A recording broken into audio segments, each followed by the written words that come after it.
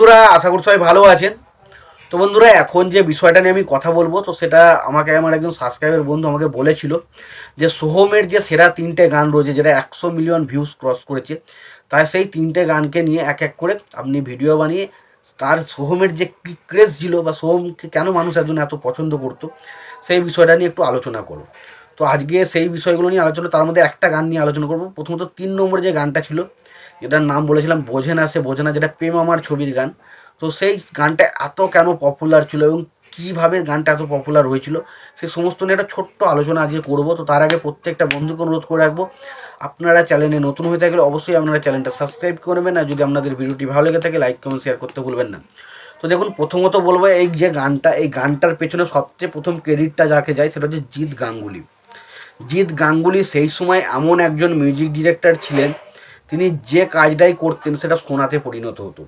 আজকে আমরা দেবজিৎ এদেরকে নিয়ে অনেক আলোচনা করি, দেবজিৎ বা সোহম বলি বা অঙ্কুশ বলি বা আরও যে সমস্ত স্টারগুলো উঠেছিল সেই সময়, দেখুন তাদের আপনি যদি ভালো করে লক্ষ্য করেন তাদেরকে চিনিয়েছিল, প্রথম চেনার প্রথম মাধ্যম ছিল হচ্ছে সঙ্গীত বাংলা চ্যানেল, এবং সে সঙ্গীত বাংলাতে চেনার প্রথম মাধ্যম হচ্ছে গান, এবং সেই গানগুলোকে ভালো লাগার পেছনে কারণ ছিল হচ্ছে জিৎ গাঙ্গুলির মিউজিক। প্রথমে একটা কথা বলি, জিৎ গাঙ্গুলির মিউজিক এবং জিৎ গাঙ্গুলির ওই যে প্রেম আমার সিনেমাটা যখন এসেছিল সোহমের, তো সেই সময় এই সিনেমাটা যখন এসেছিল সেই সময় কিন্তু কিছু অডিয়েন্স ছিল যারা কিন্তু ফ্যামিলি ছবি দেখতে বেশি পছন্দ করতো। এখানে দেখবেন প্রসেনজিতের সিনেমাগুলো চলতো সেই সময়, দাদার আদেশ, পরিবার, অগ্নি, তারপর ধরুন গ্যারাকল, রাজমহল, এবং মিঠুন চক্রবর্তীর সিনেমা চলতো সেই সময়, বারুদ, চিতা, দাদা, তারপর ধরুন এমএলএ ফাটাকেষ্ট, তুল কালাম।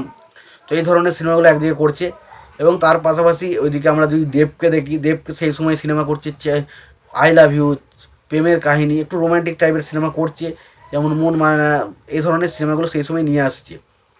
তো হঠাৎ করে আমরা দেখতে পাই যে এটা রাজ চক্রবর্তীর সম্ভবত 2 নম্বর সিনেমা, প্রথম সিনেমা তার ছিল সম্ভবত চিরদিনই তুমি যে আমার, এটা ব্লকবাস্টার হয়, এবং তারপরেই তার সিনেমা আসে যেটার নাম হচ্ছে অবশ্যই, কি সিনেমাটার নাম হচ্ছে প্রেম আমার। তো এই প্রেম আমার সিনেমাটাতে সোহমের যে পারফরমেন্স এবং সোহম এবং পায়েলের মধ্যে যে কেমিস্ট্রিটা আমরা দেখতে পেয়েছিলাম, সেটা সত্যি বলছি, জানি না এরকম সুপারস্টার বা এরকম অভিনয় কেউ করতে পারবে কি না, বাট সে যেটা পারফরমেন্স দিয়েছিল এখনও আমাদের মনের মধ্যে গেঁথে গেছে। এবং সোহমকে এই কারণে আমরা অনেক সময় অনেক খারাপ কাজ যেগুলো হয়তো আমরা ক্রিটিসাইজ করতে পারি না, তার কারণ হচ্ছে সোহমের এই কাজগুলো দেখলে না কোথাও না কোথাও প্রচুর কষ্ট হয়। ভাবি যে ভাই এই সোহম ভাই কোথায় গেল, যেখানে সোহম অমানুষের মতো সিনেমা করেছে, বোঝে না সে বোঝে নার মতো সিনেমা করেছে, প্রেম আমারের মতো সিনেমা করেছে, যে সিনেমাগুলো দেখলে ভাই এখনও যদি কোনো টিভিতে দেয় ভাই চোখ সরাতে পারি না সিনেমাগুলো দেখলে। এবং এই যে গানটা নিয়ে কথা বলে বোঝে না সে বোঝে না, যে গানটা নাড়ে না, এই গানটার শুরু থেকে শেষ পর্যন্ত আপনি জাস্ট চোখ সরাতে পারবেন না। সোহম হয়তো দেখুন, সোহম একজন ভালো বিশাল ভালো একজন ড্যান্সার তো নয়, বাট সোহম তার অভিনয় দক্ষতা এবং যেভাবে ড্যান্স কোয়ালিটির মাধ্যমে সেই গানটাকে নিজের প্রেজেন্টেশন দিয়ে ধরে রাখতো না, সেটা সত্যি তাক লেগে যাওয়ার মতো একটা বিষয়বস্তু অবশ্যই ছিল। এবং এই গানটা বোঝে না সে বোঝে না গানটা এমন একটা সুপার হিট গান।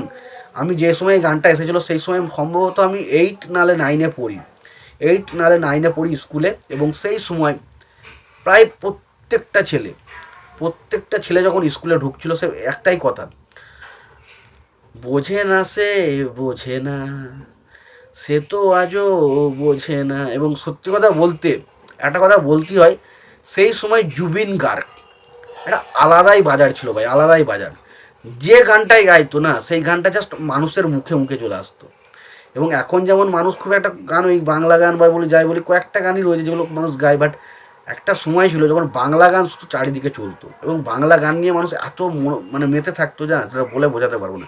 এবং এই গানগুলো প্রায় প্রত্যেকটা ছেলে থেকে মেয়ে শুরু করে ইয়ং ছেলে মেয়ে প্রত্যেকের মুখে মুখে লেগেছিলো এই গানগুলো।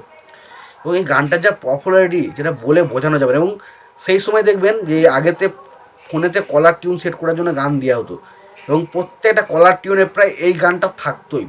যখনই কলার টিউনে যে 5টা বা 10টা গান শোনাতো সেখানে একটা গান হিসাবে এই গানটা অবশ্যই থাকতো। এবং এই গানের যে লিরিক্সটা, এ বুকে এত প্রেম তার চোখে ঘৃণা, চাই না শুনতে সে এ বুকের কান্না, আমি কি করে আমি বলি, এই যে লাইনটা, এ বুকে কি বেদনা, এই যে প্রত্যেকটা লাইন একটা প্রেমিক এবং প্রেমিকার মধ্যে যে বিষয়টাকে ফুটিয়ে তুলছে না, সেটা সত্যি জাস্ট ফিল করবেন।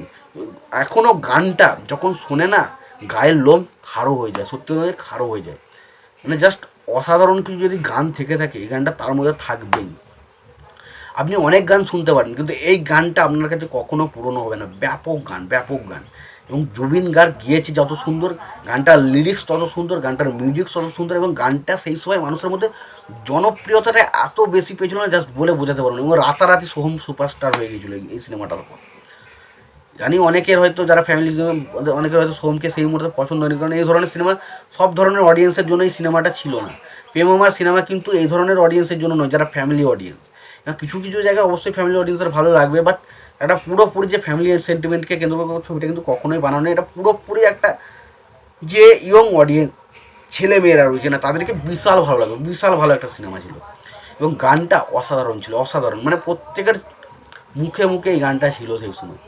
তো এই কারণেই গানটা এতটা পপুলারিটি পেয়েছে। এবং এখন যদি এই গানটা আসতো, মোটামুটি আমরা যখন বিভিন্ন গান নিয়ে আলোচনা করি, বাট এখন যদি এই গানটা আসতো, এটা মোটামুটি 250-300 মিলিয়ন ভিউজ পাওয়া আমার মনে হয় কোনো ব্যাপারই ছিল না এই গানটায়, যা পপুলারিটি হয়েছে। এখনও পর্যন্ত মানুষ এই গানটা খুঁজে খুঁজে শোনে, বুঝতে পারছেন কি ক্রেজ ছিল। এবং সোহম, সেই সোহমকে দেখে এখনও আমাদের কষ্ট হয়, সত্যি কথা বলছি। এই সোহম কোথায় গেল, সেই সোহম কোথায় গেল, যে সোহমকে জাস্ট আমি সত্যি হয়েছি, আমি দেবজিতের থেকেও সোহমকে বেশি লাইক করতাম এবং এখনও করি। বাট সোহম, সেই সোহমকে আর আমি পাই না। আমি চেষ্টা করি যে সোহম হয়তো, এখনও আশা রাখি, এখনও বিশ্বাস রাখি যে সোহম হয়তো সেইভাবে আবারও কামব্যাক করবে, বাট জানি না কবে করবে। তো সেই সোহমকে সত্যি হয়েছে প্রচুর মিস করি আমি। তোমাদের কি মতামত এই বিষয়টা তোমরা জানিও। তোমাদের যদি ভিডিওটি ভালো লেগে থাকে, লাইক কমেন্ট শেয়ার করে দিও। চ্যানেলটা নতুন থাকলে অবশ্যই তোমরা চ্যানেলটা সাবস্ক্রাইব করে নিয়ে পাশে বেল আইকনটা অবশ্যই প্রেস করে দিও। ভালো থাকো, সুস্থ থাকো, দেখা হচ্ছে পরে।